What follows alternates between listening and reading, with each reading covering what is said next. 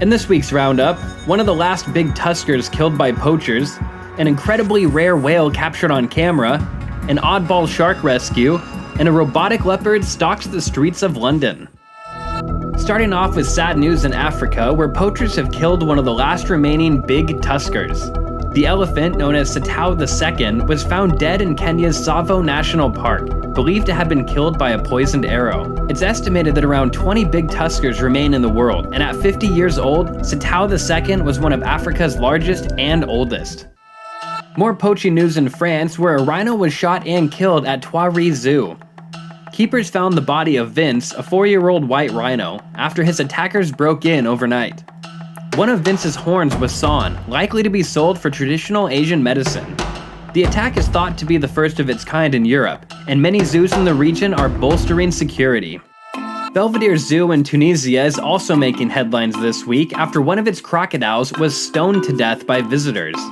The animal died from internal hemorrhaging after being hit multiple times by large rocks. The death has sparked public outrage, with protesters wondering why the attackers weren't stopped.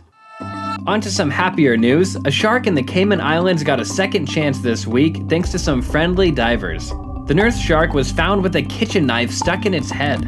While the utensil's origin is unknown, the plucky animal has been seen in seemingly good condition.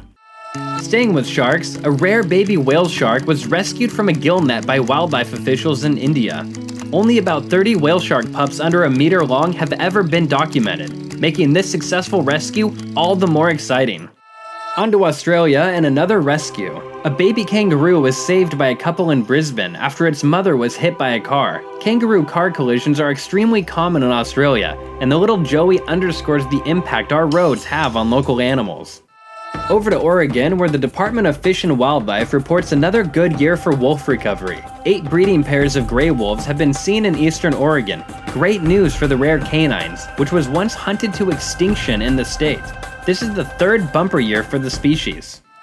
Back in the ocean with a first. This amazing footage of the incredibly rare True's beaked whale was captured in Portugal.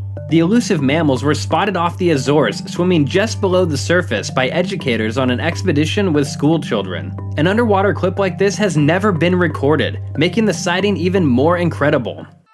And a newly discovered species of frog, which lives high in the Andes Mountains of South America, has been named after Sir David Attenborough. At just 2.3 centimeters long, Attenborough's rubber frog is the first amphibian to bear his name.